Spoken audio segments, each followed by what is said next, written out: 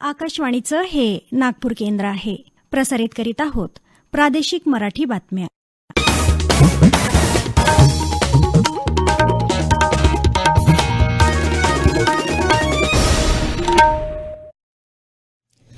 आकाशवाणी नागपूर. हे वांगी कुलकर्णी आपल्याला प्रादेशिक बातम्या देत आहे. काही ठळक बातम्या. कृत्रिम बुद्धिमत्तेसारखी आधुनिक तांत्रिक साधनं जीवन सुलभ करण्यासाठी वापरली जाऊ शकतात, परंतु डीपफेक सारखे धोके देखील निर्माण करतात. राष्ट्रपती द्रौपदी मुर्मू यांचं नागपूर विद्यापीठाच्या 111व्या दीक्षांत सोहळ्याप्रसंगी प्रतिपादन. पंतप्रधान नरेंद्र मोदी येत्या 4 डिसेंबर रोजी राज्याच्या दौऱ्यावर. सिंधुदुर्गातील राजकोट किल्ला इथं छत्रपती शिवाजी महाराजांच्या पुतळ्याचं करणार अनावरण. संसदेच्या आगामी अधिवेशनादरम्यान सभागृहात मांडण्यात येणाऱ्या प्रत्येक विषयावर चर्चा करायला केंद्र सरकार तयार असल्याचं केंद्रीय संसदीय कार्यमंत्री प्रल्हाद जोशी यांचं सर्वपक्षीय बैठकीत प्रतिपादन.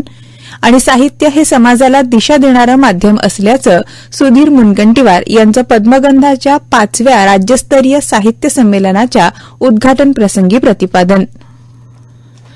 कोणत्याही साधनाचा सदुपयोग किंवा दुरुपयोग करता येतो, हेच तंत्रज्ञानाला सुद्धा लागू होतं. जेव्हा तंत्रज्ञानाचा सदुपयोग होतो तेव्हा देश आणि समाजाला त्याचा फायदा होतो, परंतु या तंत्रज्ञानाचा दुरुपयोग झाल्यास मानवतेची हानी होते. आज कृत्रिम बुद्धिमत्तेसारखे तंत्रज्ञान जीवनाला सुगम बनवत आहे, परंतु या तंत्रज्ञानाचा दुरुपयोग डीपफेक सारख्या समाजविघातक गोष्टीसाठी होत आहे. हे टाळण्यासाठी नैतिकतायुक्त शिक्षण आपल्याला दिशा दाखवू शकतं, असं प्रतिपादन राष्ट्रपती द्रौपदी मुर्मू यांनी आज नागपुरात केलं. राष्ट्रसंत तुकडोजी महाराज नागपूर विद्यापीठाच्या 111व्या दीक्षांत समारोहाला संबोधित करताना त्या बोलत होत्या. याप्रसंगी महाराष्ट्राचे राज्यपाल आणि विद्यापीठाचे कुलपती रमेश बैस, केंद्रीय मंत्री नितीन गडकरी, उपमुख्यमंत्री देवेंद्र फडणवीस, राज्याचे उच्च आणि तंत्र शिक्षण मंत्री चंद्रकांत पाटील उपस्थित होते. राष्ट्रसंत तुकडोजी महाराज नागपूर विद्यापीठात आज पदवी प्राप्त करणाऱ्या 80,000 विद्यार्थ्यांमध्ये अर्ध्यापेक्षा जास्त विद्यार्थिनी आहेत.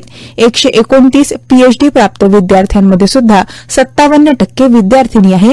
याचा उल्लेख करून मुलींच्या शिक्षणामध्ये गुंतवणूक करणं हे देशाच्या प्रगतीमध्ये अमूल्य योगदान असल्याचं राष्ट्रपतींनी सांगितलं. राष्ट्रसंत तुकडोजी महाराज नागपूर विद्यापीठाला गौरवशाली परंपरा लाभली असून या विद्यापीठातील माजी विद्यार्थी राजनीती, विज्ञान, विधी क्षेत्र, समाजसेवा यासारख्या क्षेत्रात आपला ठसा उमटवत आहे.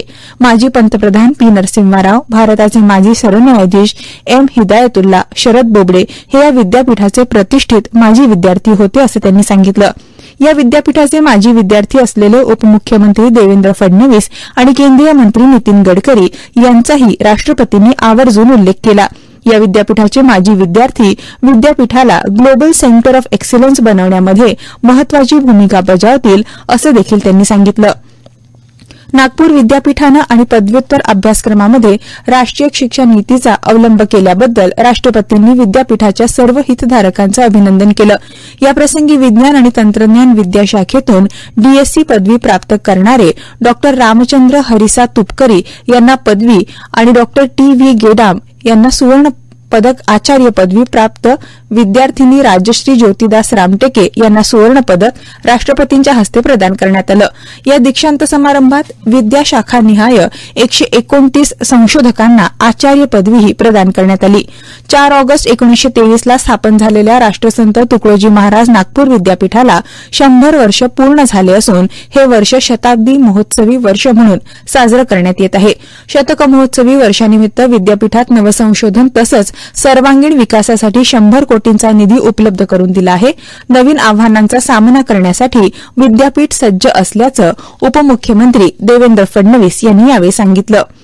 पंतप्रधान नरेंद्र मोदी या 4 डिसेंबर रोजी राज्याच्या दौऱ्यावर येणार आहे. संध्याकाळी 4:15च्या सुमारास महाराष्ट्रातील सिंधुदुर्ग इथं ते पोहोचतील आणि राजकोट किल्ल्यातील छत्रपती शिवाजी महाराजांच्या पुतळ्याचं अनावरण करतील. त्यानंतर सिंधुदुर्ग इथं नौदल दिन 2023 कार्यक्रमाला पंतप्रधान उपस्थित राहतील. पंतप्रधान भारतीय नौदलाची जहाजं, पाणबुड्या, विमानं आणि विशेष दलांची प्रात्यक्षिकं सिंधुदुर्गातील तार कर्ली किनाऱ्यावरून पाहतील. दरवर्षी 4 डिसेंबर रोजी नौदल दिन साजरा केला जातो. सिंधुदुर्ग इथल्या नौदल दिन 2023 हा सोहळा छत्रपती शिवाजी महाराजांच्या समृद्ध सागरी वारशाला आदरांजली अर्पण करत आहे. पहिले स्वदेशी विमानवाहू युद्धनौका आयएनएस विक्रांतचं पंतप्रधानांनी जलावतरण केलं तेव्हा शिवरायांच्या राजमुद्रेपासून प्रेरणा घेत साकारण्यात आलेल्या नौदलाच्या नव्या ध्वजाचा भारतीय नौदलानं स्वीकार केला. मध्य प्रदेश, छत्तीसगड, राजस्थान आणि तेलंगणा या 4 राज्यांच्या विधानसभा निवडणुकीचा निकाल उद्या जाहीर होणार आहे. छत्तीसगडमधल्या रायपूर उत्तर विधानसभा मतदारसंघातल्या सर्व मतदान केंद्रांवर महिला कर्मचाऱ्यांनी मतदानाचं व्यवस्थापन केलं होतं. मतदानाच्या कामकाजाचं महिलांनी नियोजन करणारा हा देशातला पहिलाच विधानसभा मतदारसंघ ठरलाय. दरम्यान मिझोरम विधानसभा निवडणुकीची मतमोजणी सोमवारी 4 डिसेंबरला होणार आहे.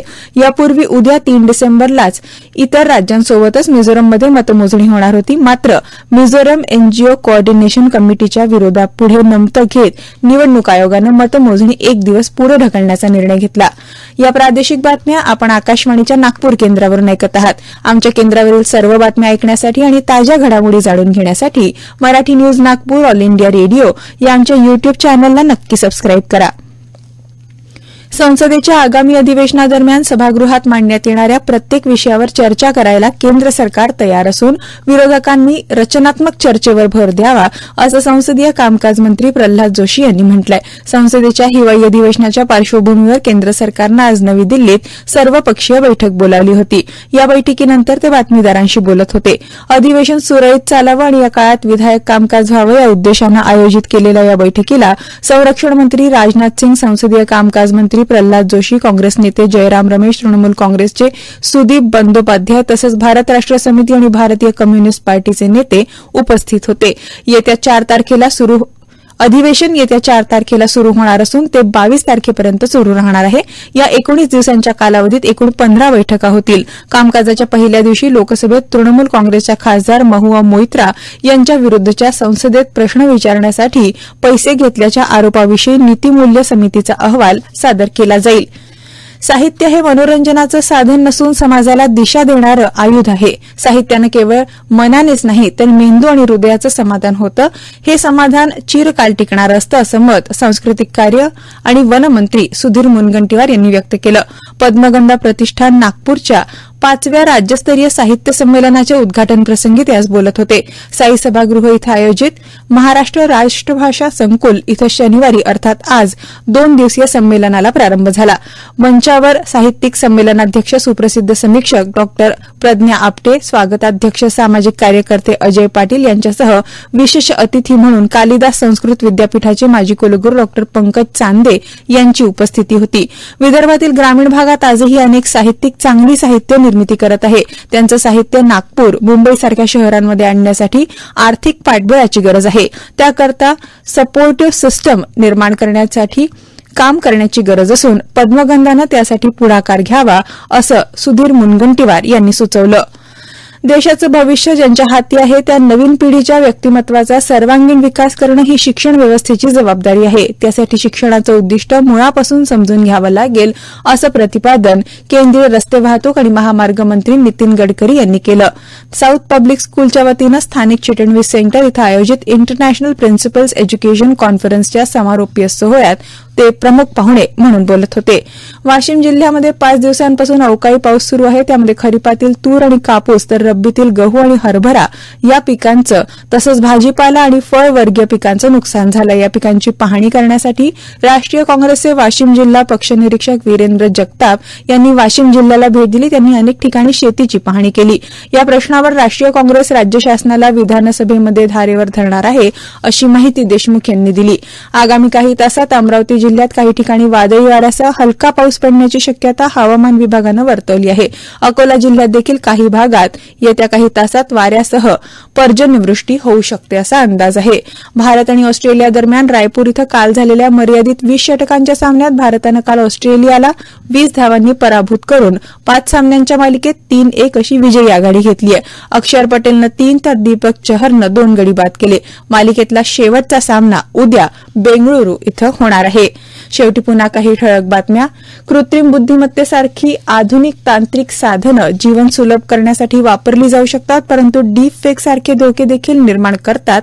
राष्ट्रपती द्रौपदी मुर्मू यांचं नागपूर विद्यापीठाच्या 111व्या दीक्षांत सोहळ्याप्रसंगी प्रतिपादन. पंतप्रधान नरेंद्र मोदी येत्या 4 डिसेंबर रोजी राज्याच्या दौऱ्यावर. सिंधुदुर्गातील राजकोट किल्ला इथं छत्रपती शिवाजी महाराजांच्या पुतळ्याचं करणार अनावरण. आणि साहित्य हे समाजाला दिशा देणारं माध्यम असल्याचं सुधीर मुनगंटीवार यांचं पद्मगंधाच्या 5व्या राज्यस्तरीय साहित्य संमेलनाच्या उद्घाटन प्रसंगी नागपुरात प्रतिपादन. याबरोबरच हे प्रादेशिक बातमीपत्र संपलं. नमस्कार.